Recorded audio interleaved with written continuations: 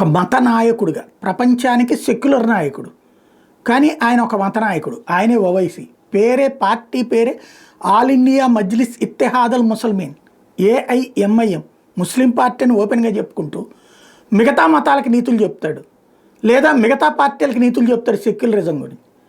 ఈయన తాజాగా ఒక హెచ్చరిక జారీ చేశాడు. చంద్రబాబు, నితీష్ కుమార్, చిరాగ్ పాస్వాన్, జయంత్ చౌదరి, మేము మిమ్మల్ని ఎప్పటికీ క్షమించాం. మా షరియత్పై దాడి చేయడానికి మీరు బీజేపీని అనుమతిస్తున్నారు. మీరు వక్ఫ్ బిల్లుపై అభ్యంతరం చెబితే ఆ బిల్లును కేంద్రం తీసుకురారు, కానీ మా మసీదుల్ని వక్ఫ్ని నాశనం చేయడానికి వాళ్ళకి మీరు మద్దతు ఇస్తున్నారు. ఇంతకంటే చీటర్, ఇంతకంటే అబద్ధాలు చెప్పేటటువంటి నాయకుడు ప్రపంచంలో ఎవడైనా ఉన్నాడా? ఛాలెంజ్ చేద్దాం. వక్ఫ్ బిల్లు తర్వాతన ఇవాళ ఉన్న ఏ మసీదైనా కేంద్ర ప్రభుత్వం తీసుకుంటుందా, లేదా రాష్ట్ర ప్రభుత్వం తీసుకుంటుందా, లేదా ఏ మత ఆస్తినైనా తీసుకుంటుందా? ఎందుకు ఈ పచ్చి అబద్ధాలు? ఎవరి కోసం ఈ అబద్ధాలు? సంబాల్ లాంటి ఉదంతాల్లో జరిగినటువంటి ఏయన్నా ఉంటే అవి రిటర్న్ తీసుకుంటారు. అలాంటి ప్రారంభమైనవి కాబట్టి ఇప్పుడు ఇట్లాంటి దొంగ నాటకాలు ఆడుతున్నారు. అది వక్ఫ్ ఆస్తే కాదు కదా. హిందూ ఆలయాన్ని మూసేసి గుళ్ళు కట్టుకుంటాం. అలాంటి తప్పుల్ని కవర్ చేయడానికి ఇక్కడ వక్ఫ్ బిల్లుని అడ్డం పెడుతున్నారు. వక్ఫ్ అంటే ఏంటి? నీ మతానికి ఎవరో ఇచ్చినటువంటి ఆస్తి. అది వేరేవాడు ఎట్లా తీసుకుంటాడు? మసీదుని ఎందుకు తీసుకుంటాడు?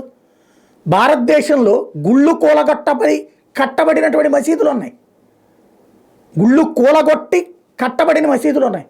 కానీ మసీదు కట్టిన మసీదు గుడి ఉందా? అయోధ్య అని చెప్తారు, పచ్చి అబద్ధం అది. అయోధ్యలో రామాలయం ఉందని చెప్పి 1885 సంవత్సరంలో తీర్పు ఇవ్వబడింది. ఆ గుడికి పూజారిని కూడా నియమించబడింది. కానీ దాన్ని మసీదని ముస్లింలు నమ్మించింది ఇదే నాయకులు, ఇట్లాంటి నాయకులే. మొన్న గుడి కట్టేదాకా కూడా ఆ వంశం వరుసగా జీతం తీసుకుంటోంది. 1885 సంవత్సరం నుండి అందులో గుడి ఉంది అన్నటువంటి పాయింట్, కానీ అది నమ్మించారు. భారతదేశంలో ఇప్పుడు సంబాల్ లాంటి బోలెడు జరిగినాయి, లేదా ఔరంగజేబుల ఇంకొకళ్ళ సందర్భంలో ఇంకొకటే జరిగింది.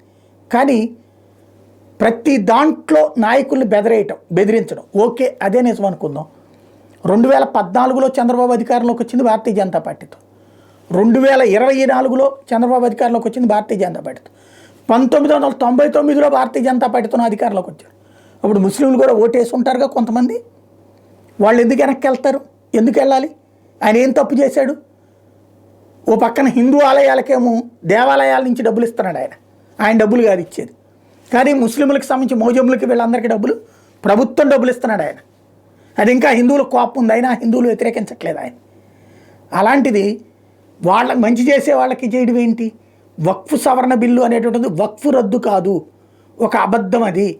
వక్ఫ్ సవరణ బిల్లు బలవంతంగా వేరే మతాల వాళ్ళ ఆస్తులు, ప్రభుత్వ ఆస్తులు గుంజుకోకుండా తీసుకొచ్చే చట్టం, తమ ఆస్తులు కాపాడుకునే చట్టం.